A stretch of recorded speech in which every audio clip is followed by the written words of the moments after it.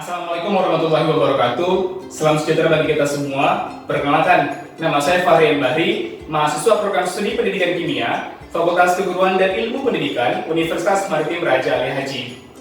Pada kesempatan kali ini, saya akan menjelaskan mengenai reaksi substitusi nukleofilik dan reaksi eliminasi yang merupakan tugas pada mata kuliah Kimia Organik Fisik dengan dosen pengampu Asisten Profesor Nina Adriani BSc Hons MSc. Adapun dua rumus pembahasan yang akan kita bahas pada kesempatan kali ini adalah reaksi substitusi nukleofilik dan reaksi eliminasi. Sebelum kita pada pokok pembahasan, saya akan menjelaskan dulu mengenai alkil halida. Nah, rumus umum dari alkil halida dapat dilihat pada slide yang ada di samping saya. Tipe struktur dari alkil halida dapat dilihat pada slide yang ada di samping saya. Jadi pada dasarnya rumus umum dari alkil halida itu ada dua. Yang pertama adalah R-X, kemudian yang kedua adalah AR-X.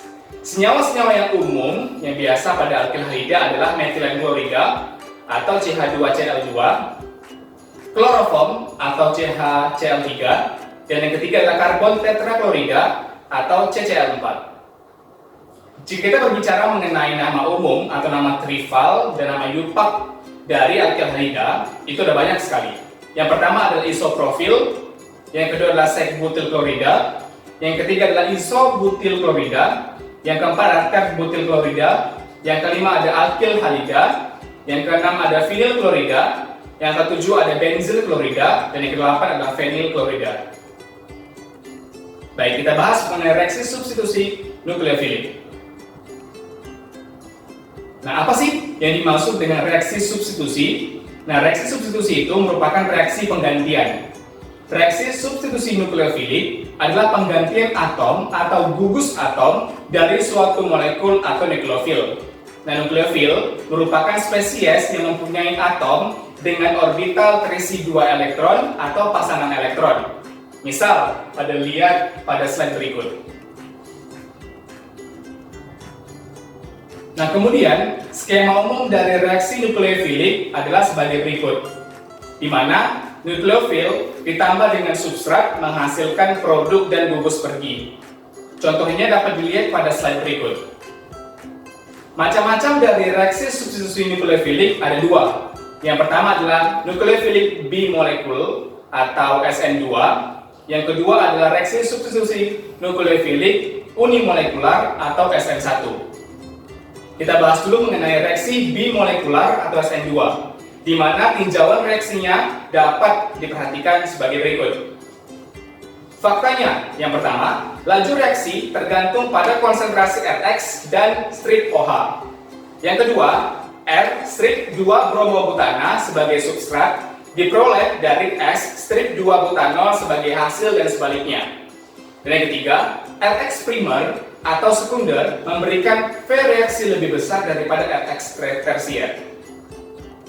Nah, penjelasannya dapat disampaikan sebagai berikut, di mana reaktan menghasilkan kompleks transisi atau zat imajiner, kemudian menghasilkan produk, di mana kompleks transisinya, V reaksi dan struktur stereokimia produk sangat dipengaruhi oleh kestabilan dari Kt.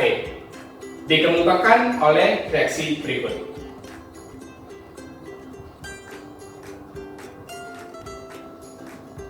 Kompleks transisi yang akan kita bahas pada reaksi bimolekular atau SN2 ini. Yang pertama pastinya melibatkan strip OH dan Rx sehingga reaksi V dipengaruhi oleh konsentrasi keduanya. Jadi ada dua gugus, yang pertama gugus OH dan juga gugus Rx.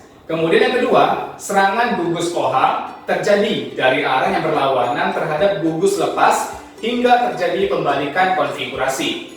Dan yang ketiga, pemutusan dan pembentukan ikatan terjadi bersamaan, sehingga SN2 disebut pula sebagai reaksi serentak. Reaksi selanjutnya, yang merupakan bagian dari reaksi substitusi nukleofilik, adalah reaksi unimolekular atau reaksi SN2, SN1. Kemudian, reaksinya dapat dilihat pada slide berikut, di mana optis aktif dengan bantuan gugus OH dan juga H2O aseton menghasilkan S 50% dan R 50%, yang nanti akan kita bahas. itu merupakan campuran rasemat. Diperoleh fakta bahwa yang pertama, V reaksi tidak dipengaruhi oleh konsentrasi gugus OH. Yang kedua, zat hasil tidak bersifat aktif.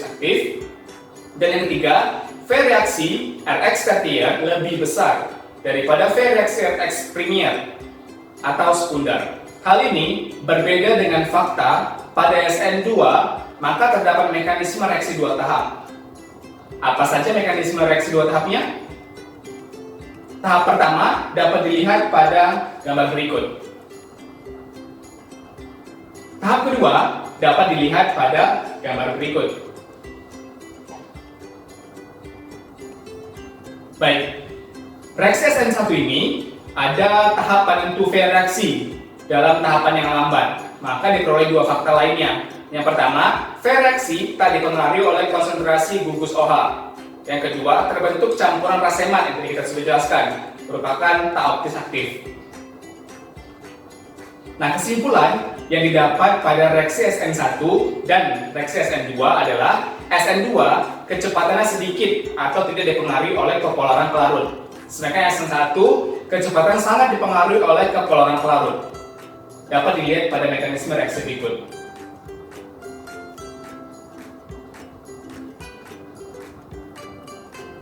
Baik, sekarang kita pindah pada reaksi eliminasi yang merupakan perumusan pembahasan kedua pada kesempatan kali ini. Apa itu reaksi eliminasi? Eliminasi merupakan pelepasan atom atau gugus atom yang merupakan reaksi samping dari reaksi substitusi. Mekanisme reaksinya dapat dilihat pada gambar berikut. Dikenal dengan eliminasi E1 dan juga eliminasi E2. Mekanisme E2 sejalan dengan SN2, yaitu adalah pemutusan dan pembentukan ikatan terjadi serempak. Mekanisme reaksinya dapat dijelaskan sebagai berikut. Mekanisme reaksi E1 sejalan dengan SN2.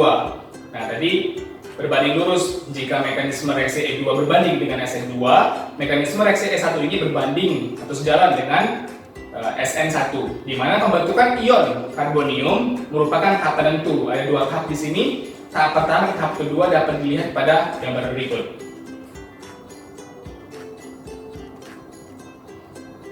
Nah, apa persaingan antara reaksi substitusi dan eliminasi?